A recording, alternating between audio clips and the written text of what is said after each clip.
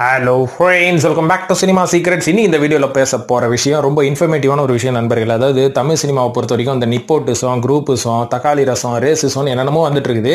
அதை பற்றி நம்ம சுருக்கமாக சொல்லணும் அப்படின்றதுக்கு இப்போ நேரம் கிடையாது. ஏன்னா ஏற்கனவே பல வீடியோக்களில் இந்த நிப்போட்டிசத்தை பற்றியும் குரூப்பிசத்தை பற்றியும் நான் நிறைய பேசிட்டேன். இருந்தாலும் இந்த நிப்போட்டிசம்னா என்னங்க, அதாவது வாரிசு நடிகர்கள் உள்ள வரது.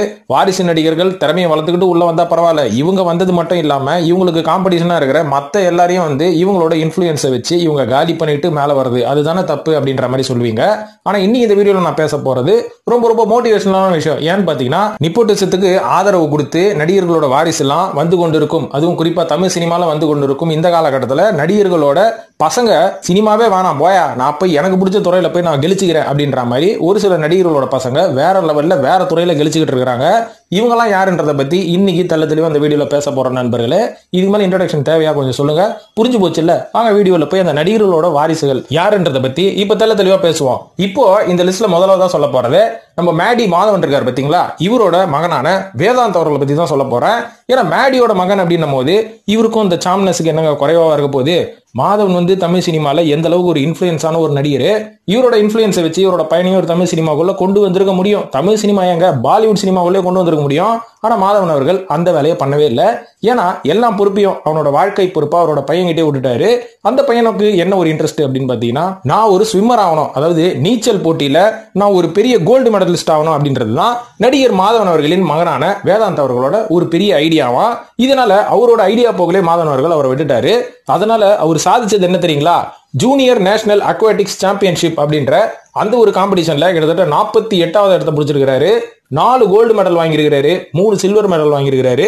இது மட்டும் இல்லாம இந்த ஒரு விஷயத்துக்காக ட்ரெயின் ஆகணும்னு சொல்லி சின்ன வயசுல இருந்து ட்ரெயின் ஆயிட்டு இருக்கும் போதுதான் இந்த கொரோனா பேண்டமிக் வந்தது பாத்தீங்களா. அப்ப லாக்டவுன் போட்டு ஊர்ல இருக்கிற எல்லாத்தையும் மூடிட்டானுங்க. உடனே மாதவன் என்ன தெரியுமா பண்ணாரு, என் பையனோட இன்ட்ரெஸ்ட் இதோட நிக்க கூடாது, அவன் வந்து இன்டர்நேஷனல் சாம்பியன்ஷிப்ல கலந்துக்கணும், அதுக்கு ட்ரைனிங் ரொம்ப முக்கியம், இந்தியா ஃபுல்லா மூடி போட்டானுங்க அப்படின்னு சொல்லி இங்க இருந்து துபாய்க்கு தனியா பிளைட் பிடிச்சு போய் பையனையும் அவங்க அம்மாவையும் அங்க போய் நீங்க ட்ரைனிங் எடுங்கன்னு 6 மாசம் துபாயில போய் ஸ்விம்மிங் ட்ரைனிங் எடுத்துட்டு இருந்தாங்க.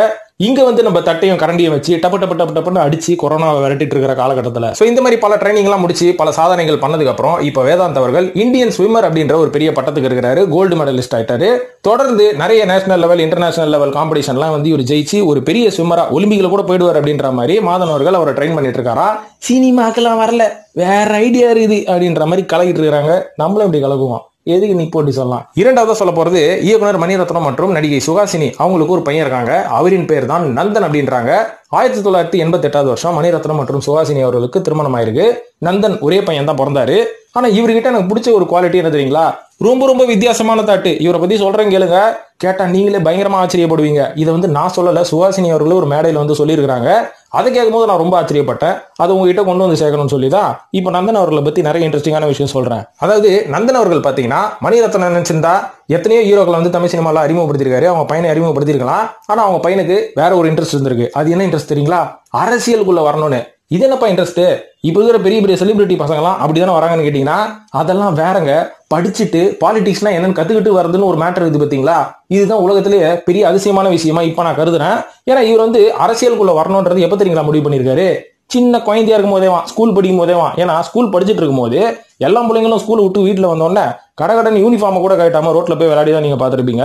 ஆனா நந்தன் என்ன தெரியுங்களா பண்ணுவாராம், டக்குன்னு டிவி ஆன் பண்ணி பார்லிமெண்ட் செஷன் ஓடிட்டு இருக்கோம்ல லைவ், இதை உட்காந்து பார்த்துட்டு இருப்பாராம் ஸ்கூல் முடிச்சுட்டு வீட்டுக்கு வந்தா. இதை பார்க்கும்போது சுஹாசினி அவர்களுக்கு அப்பவே ஆச்சரியமா, நம்ம பையன் வந்து இந்த வயசுல விளையாடுற வயசுல பார்லிமெண்ட் செஷன் எல்லாம் பாக்குறானே அப்படின்னு கொஞ்சம் கேர்லெஸ்ஸா விட்டுருக்காங்க. இந்த பாலிடிக்ஸ் இன்ட்ரெஸ்ட் நந்தன் அவர்களுக்கு எந்த அளவுக்கு உயர்ந்திருக்குன்னு பாத்தீங்கன்னா, அவரோட 12வது வயசுல அவர் என்ன மாதிரியான புக் எல்லாம் படிக்க ஆரம்பிச்சார் தெரியுங்களா, தாஸ் கேபிட்டல் அப்படின்ற புக். அப்படின்னா என்னப்பானா, கால் மார்க்ஸ் வந்து எழுதிய ஒரு தாஸ் கேபிட்டல் அப்படின்ற ஒரு புக், பொலிட்டிக்கல் சம்பந்தப்பட்டது. இந்த புக்கெல்லாம் படிச்சதுக்கு அப்புறம் இவர் என்ன தெரியுங்களா பண்ணாரா, ஒரு காலகட்டத்துக்கு அப்புறம் ஸ்கூல் முடிச்சு கையில இதே புக்கோட நேரா கிளம்பி சிபிஎம் ஆபீஸ்க்கு போயிருக்காரு. அதாவது சிபிஎம் ஆபீஸ்னா வந்து இந்த கம்யூனிஸ்ட் பார்ட்டி ஆபீஸ் இருக்கும் பாத்தீங்களா, இந்த ஆபீஸ்க்குள்ள உள்ள நுழைஞ்சிக்கிறாரு. அதுவும் கார்ல போகும்போது கார் டிரைவர் கிட்ட என்ன தெரியுங்களா சொல்லியிருக்காரு, நான் கார்ல வந்தேன்ற மாதிரி காமிச்சிக்க கூடாது, நான் வந்து மணிரத்னம் பையன் அப்படின்றத இந்த சிபிஎம் ஆபீஸ்ல இருக்கிற செக்ரட்டரி கிட்ட நான் காமிச்சிக்க போறது கிடையாது. அரசியல் சாணக்கியத்தனத்தை பத்தி இவர்கிட்ட கத்துக்க போறேன், அதனால ஒரு நார்மலான ஒரு மனுஷனா தான் உள்ள போறேன்னு அந்த ஆபீஸ்க்குள்ள போயிருக்காரு. போன உடனே அந்த கம்யூனிஸ்ட் பார்ட்டியில இருக்கிறவங்க இவரை பார்த்து நீ யாருப்பா எங்க இருந்து வந்தாலும் கேட்கலையா, சாப்பிட்டியாப்பான்னு கேட்டிருக்காங்க. ரொம்ப அதிர்ச்சி ஆயிட்டாராம், எந்த பொலிட்டிக்கல் பார்ட்டியில இப்படி எல்லாம் கேட்கறாங்கன்னு. உடனே சாப்பிட்டதுக்கு அப்புறம் அந்த செக்ரட்டரி கிட்ட பேசும்போது செக்ரட்டரி கொஞ்சம் கொஞ்சமா பேசும்போதே கண்டுபிடிச்சிட்டாராம், இவர் மணிரத்னம் அவர்களோட பையன். சோ இந்த மாதிரி அரசியல் ஆசை சின்ன வயசுல இருந்தே அவருக்கு ஆரம்பிச்சனால அவர் லண்டன்ல போய் அட்வான்ஸ் ஸ்டடீஸ் இன் பொலிட்டிக்கல் சயின்ஸ் அப்படின்ற ஒரு கோர்ஸ் படிச்சு அங்க லண்டன்லயே போய் ஆபீஸ் எல்லாம் ஓபன் பண்ணிட்டு இருக்காரு. சோ இந்த மாதிரி நிறைய விஷயங்கள் அரசியல் சம்பந்தப்பட்ட ஏகப்பட்ட விஷயங்களை வந்து அவர் இன்னும் ரிசர்ச் பண்ணிட்டு இருக்காரு. இது மட்டும் இல்லாம சமீபத்தில் ஒரு புக்கு கூட எழுதியிருக்காருங்களாங்க, கவுண்டர் ஆஃப் லெனினிசம் அப்படின்ற ஒரு புக் எழுதியிருக்காரா. இது மட்டும் இல்லாம ஆக்ஸ்போர்ட் யூனிவர்சிட்டியில தியாலஜி அப்படின்ற ஒரு சப்ஜெக்ட்ல டாக்டரேட்டும் வாங்கிட்டாருங்களாங்க. சோ இந்த மாதிரி படிச்ச ஆளுங்க தான் வந்து நம்ம நாட்டை ஆளணும். அதை விட்டுட்டு இந்த மொழி பேசுறவன் தான் ஆளணும், அந்த மொழி பேசுறவன் தான் ஆளணும் அப்படின்னு பார்த்தா குவாலிபிகேஷனே இருக்காது. படிச்சவங்க ஆளட்டும் இப்படி யோசிப்போமே. மூன்றாவதா நடிகர் ராமராஜன் அவர்களின் மகளான அருணா ராமராஜன் அவர்கள். இவங்க யாருன்னு பாத்தீங்கன்னா பாக்குறதுக்கு நளினி மாதிரியே இருப்பாங்க. நளினி யாருப்பானா ராமராஜனோட மனைவி. அது கூட தெரியலையா? இவங்க ரெண்டு பேருக்கும் 1987 கல்யாணம் ஆச்சு. இவங்களுக்கு 2 பசங்க இருக்காங்க. ஒருத்தங்க வந்து அருணா, இன்னொருத்தர் பையன் அருண். அருணா யாருன்னு பாத்தீங்கன்னா இப்போ டாக்டர் ஆயிட்டாங்க. சினிமா உள்ளவே தலை வச்சு படுகல டாக்டர் ஆயிட்டு இன்னைக்கு கலக்கிட்டு இருக்காங்க. அது மட்டும் இல்லாம ஒரு பெரிய ஹோட்டல் பிசினஸ் மேன கல்யாணம் பண்ணி செட்டில் ஆயிட்டாங்க. சுத்தமா சினிமா பக்கமே வரல. நான்காவதா காமெடி லெஜண்ட் நடிகர் செந்தில் அவர்களுக்கு 2 பசங்க இருக்கிறாங்களா, 3 பசங்க இருக்கிறாங்கன்னு வச்சுக்கோங்களேன். அதுல ஒரு பையன் தான் மணிகண்ட பிரபு. ஆரம்பத்துல தமிழ் சினிமால ஒரு ஹீரோவா தான் அறிமுகமானாரு. அவர் படம் வெளிவந்ததை அவர் மட்டும் தான் வீட்டுல சீடி போட்டு பார்த்திருப்பாரு. ஏன்னா அந்த படம் தியேட்டருக்கு வந்துதான் யாருக்குமே தெரியல. நான் மட்டும் எப்பயோ போஸ்டர் பார்த்த ஞாபகம். இதுக்கப்புறம் சினிமா நம்மளுக்கு வேலைக்கு ஆகாதுன்னு ஒழுங்கா காலேஜில் போய் படிச்சு ஒரு டென்டிஸ்ட் ஆயிட்டாருப்பா. டென்டிஸ்ட் ஆனது மட்டும் இல்லாம சாலி கிராமத்துல ஒரு கிளினிக்கும் வச்சிருக்காரு. அந்த கிளினிக்ல நம்ம தமிழ் சினிமாவை சேர்ந்த ஏகப்பட்ட செலிபிரிட்டி அவருக்கு கிளைண்ட். சோ இந்த மாதிரி சினிமாவே வேணான்னு முழுகு போட்டு எல்லார் பல்லையும் பிடிங்கி நல்லா சம்பாரிச்சிட்டு இருந்தவருக்கு இப்போ கொஞ்சம் மூலக்கரக்கம் ஆயிருக்கு போல இருக்கு. ஏன்னா தமிழ் சினிமால மறுபடியும் நான் நடிகர் ஆகிறேன்னு சொல்லி இப்போ ஒரு படத்துல வந்து நடிக்க போறாராம், நடிச்சுட்டாராம். அந்த படத்தின் பேர் தான் தடை உடை. பேர்லாம் நல்லா இருக்குது. ஹீரோ யாருன்னு கேட்டா அவரும் ஒன் ஆஃப் த ஹீரோ. ஆனா மெயின் ஹீரோ பாபி சிம்மா. சேர்க்கையே சரியில்லையப்பா அப்படின்னு கேட்டீங்கன்னா ஒரே ஒரு ஆறுதலான விஷயம், அதுல நம்ம செந்திலும் நடிகிறாரு. அதனால அந்த படத்தை நம்ம ஆறுதலா எடுத்துக்கலாமே தவிர இந்த 2 பேரோட காம்பினேஷன் உருவிடுமான்னு தெரியல. திருப்பியும் பல்லு புடுங்க தான் போறேன்னு நினைக்கிறேன். அது பண்றதே மேலுங்க, இதுக்கெல்லாம் எதுக்கு வரீங்க அப்படின்ற மாதிரி தான் சொல்ல தோணுது. இப்ப அடுத்ததா 5ஆவதா சொல்ல போறது நடிகர் தலைவாசல் விஜய் இருக்காரு பாத்தீங்களா. அவரோட மகள் ஒருத்தங்க இருக்காங்க ஜெயவீனான்னு சொல்லிட்டு. அவங்க எல்லாம் வேற லெவல். ஏன்னு பாத்தீங்கன்னா கிட்டத்தட்ட ஏகப்பட்ட மெடல்கள் எதுலப்பா வாங்கினாங்க அப்படின்னு கேட்டீங்கன்னா அவங்க ஒரு நேஷனல் லெவல் ஸ்விம்மருங்க.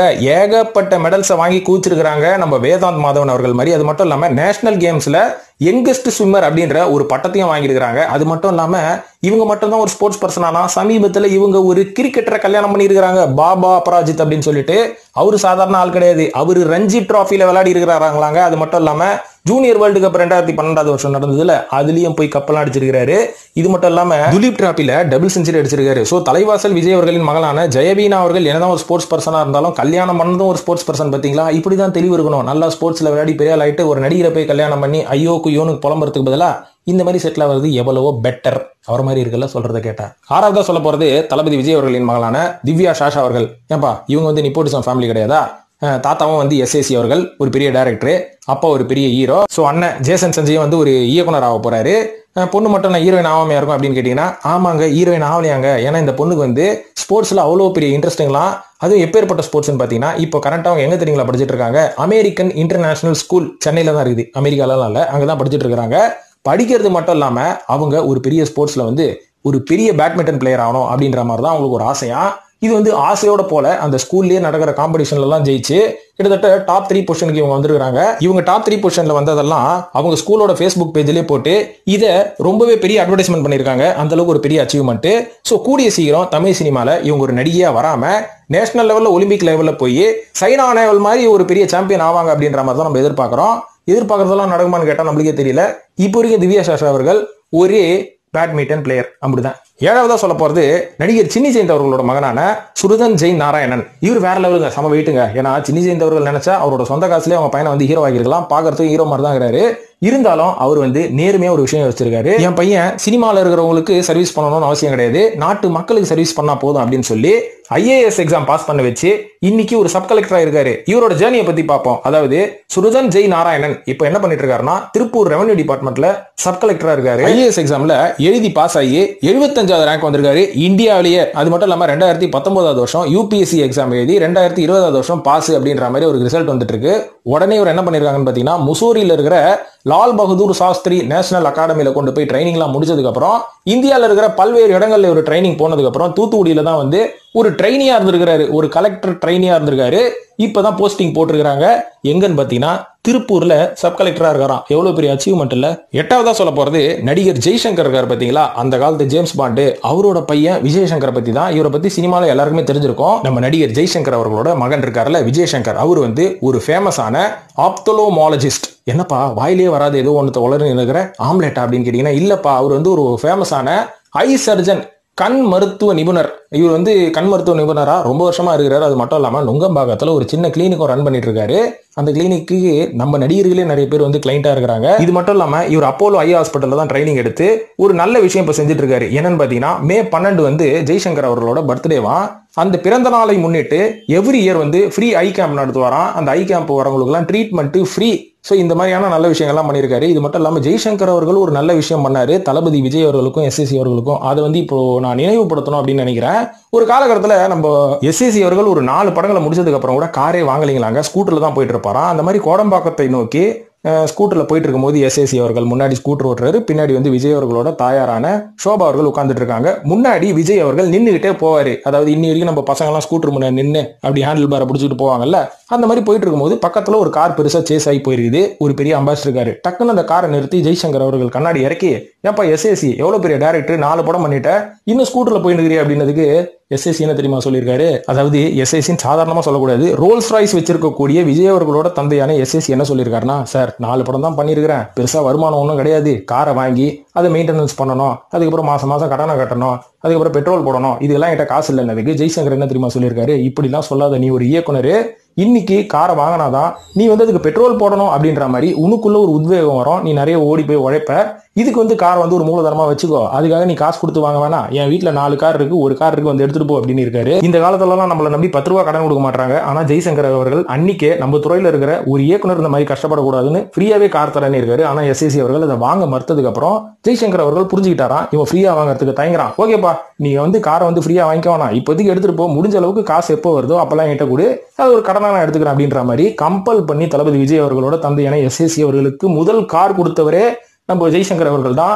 எஸ்எஸ்சிக்கு முதல் கார் கொடுத்தவர் ஜெய்சங்கர். இன்னைக்கு ஊர்ல இருக்கிற மக்களுக்கு எல்லாம் கண்ணு கொடுக்குறவர் அவரோட மகனான விஜய் சங்கர் அவர்கள் தான். இப்ப அடுத்ததா 8வதா நான் சொல்ல போறது நடிகை குஷ்பு அவர்களின் மகனான அவந்திகா சுந்தர் அவர்களை பத்தி தான் சொல்ல போறேன். அதாவது குஷ்பு அவர்களுக்கு 2 மகள்கள். ஒருத்தவங்க வந்து அனந்திதா சுந்தர், இன்னொருத்தவங்க வந்து அவந்திகா சுந்தர். அவந்திகா சுந்தர் தான் சின்ன பொண்ணு. அனந்திதா வந்து இப்ப நடிகை ஆக போறாங்க. அதை யாராலையுமே தடுக்க முடியல. எந்த படத்துலன்னு பாத்தீங்கன்னா இப்ப கமல் அவர்கள் மணிரத்னம் அவர்களோட இயக்கத்துல தக் லைஃப்னு ஒரு படம் நடிச்சிட்டு இருக்காருல்ல, அதுல முக்கியமான கதாபாத்திரம் பண்றாங்களா. இது மட்டும் இல்லாம கிட்டத்தட்ட 19 வயசுல இவங்க இப்ப சினிமாவுக்குள்ள என்டர் ஆயிட்டாங்க. இதையும் தாண்டி அவங்களோட தங்கச்சி இருக்காங்க பாருங்க, அவந்திகா சுந்தர், அவங்க தான் வந்து இப்போ தமிழ் சினிமா உள்ள வரல. அதுக்கு பதிலா அவங்க வேற ஒரு விஷயம் பண்ணிருக்காங்க. என்னன்னா ஆன்மால் அப்படின்ற மாதிரி ஒரு மேக்கப் பிராண்ட் ஒன்று உருவாக்கி இருக்காங்க. இந்த மேக்கப் பிராண்டு நம்மள மாதிரி சாதாரண நாட்கள்லாம் யூஸ் பண்ணவே முடியாது. ரொம்ப ரொம்ப ஹைஃபையான பர்சன் தான் யூஸ் பண்ண முடியும். அந்த அளவுக்கு ஒரு டெக்னிக்கலான ஒரு விஷயத்தை வந்து அவங்க யூஸ் பண்ணிருக்காங்க. எல்லா ஸ்கின் டோனுக்கும் ஏத்த மாதிரி ஒரு அழகான ஒரு மேக்கப் செட்டா பயங்கர காஸ்ட்லி. செலிபிரிட்டி மட்டும் தான் யூஸ் பண்ண முடியும். அதுவும் இந்தியன் செலிபிரிட்டியே கூட யூஸ் பண்றது ரொம்ப டவுட் தான். ஃபாரின் செலிபிரிட்டி தான் அந்த அளவுக்கு ஒரு பெரிய பிராண்டை கிரியேட் பண்ணி நான் பிசினஸை பாத்துக்கிறேன், என்னோட அக்கா வந்து சினிமாவை பார்த்துக்கிட்டோம் அப்படின்ற மாதிரி 2 பேரும் பிரிச்சுக்கிட்டாங்களாம். அதனால சின்ன பொண்ணு பார்க்கறதுக்கு ஹீரோயின் மாதிரி இருந்தாலும் சினிமாக்குள்ள வரப்போறது இல்லை அப்படின்ற மாதிரி நான் கெஸ் பண்றேன். ஆனா பெரிய பொண்ணு அனந்திதா இருக்காங்க பாத்தீங்களா, இவங்க சினிமா நடிகை மாதிரி இல்லைனா கூட சினிமா உள்ள வந்துட்டாங்க. போக போக டெவலப் ஆயிடுவாங்க, நம்மளுக்கும் பழகிடும். இப்ப அடுத்ததா 10வதா சொல்ல போறது உதயநிதி அவர்களின் மகனான இன்பநிதி அவர்கள். என்னப்பா எதோட சேர்த்து எதையோ கோத்து ஏதோ ஒண்ணு பண்ற, மாட்டிக்கு போறேன் அப்படின்னு சொல்றீங்களா? மாற்றத்துக்கு நான் தப்பாவா சொல்ல போறேன், உள்ளபடி சொல்றேன். இன்பநிதி அவர்களை பத்தி பேசுவோம். அதாவது இன்பநிதி அவர்களுக்கு சின்ன வயசுல இருந்தே ஒரு ஃபுட்பால் பிளேயர் ஆகணும் ஆசை. அதுக்கு ஏற்ற மாதிரி ஏகப்பட்ட ட்ரைனிங் எல்லாம் போய் 2021 வருஷம் உருப்படியா ஒரு பெரிய டீம்ல வந்து செலக்ட் ஆனாரு. நிரோகா ஃபுட்பால் கிளப் அப்படின்ற ஒரு பெரிய இன்டர்நேஷனல் டீம்ல செலக்ட் ஆகி 2 வருஷம் கான்ட்ராக்ட்லாம் சைன் பண்ணிருக்காங்க. அது மட்டும் இல்லாம இந்த டீம்லயே 16 வயசு கொண்ட ஒரு யங்கரான ஒரு ஃபுட்பால் பிளேயர் இவர் தான் அப்படின்ற பேர் வாங்கி நல்லா விளையாடிட்டு இருந்தாரு. எல்லாமே நல்லா தான் இருக்கு. நம்ம கூட நினைச்சோம் இவர் வந்து கண்டிப்பா சினிமா பக்கமே வரமாட்டாருப்பா அப்படின்ற மாதிரி. ஆனா இப்போ கொஞ்சம் குண்டு தூக்கி போடுற மாதிரி ஒரு சில விஷயங்கள் வருது. ஏன்னா பொதுக்குழு கூட்டம், அரசியல் கூட்டத்திலாம் உதயநிதி கூடவே இன்பநிதியும் போயிட்டு இருக்காராம். அப்போ ஃபுட்பாலுக்கு ஊவா அப்படின்னு நம்மளுக்கு தெரியல. சோ நண்பர்களே, இப்போ ஒரு 10 நடிகர்களோட வாரிசுகள் மட்டும் தான் சொல்லியிருக்கேன். இன்னும் நிறைய வாரிசுகள்லாம் இருக்காங்க. இவங்களெல்லாம் அடுத்தடுத்த வீடியோல நம்ம இன்ட்ரெஸ்டிங்கா பார்ப்போம். இதெல்லாம் ஒரு மோட்டிவேஷனலா எடுத்துட்டு நம்மளும் சினிமாவுக்கு வரணும்னு ஆசை இருந்தா வாங்க. சினிமா உள்ள வந்து ஃபெட்டப் ஆனீங்களா, வெயிட் பண்ணி பாருங்க. சுத்தமா லைஃபே போகுதுன்னு நினைச்சா இந்த மாதிரி வேற துறையில போய் உங்களுக்கு பிடிச்ச துறையில போய் சாதிச்சு பெரிய ஆள் அவங்க. அவ்வளவுதான், சினிமா ஒன்றும் வாழ்க்கை கிடையாது நண்பர்களே. இதை சொல்லிட்டு இந்த வீடியோ முடிச்சுக்கிறேன். நன்றி, வணக்கம்.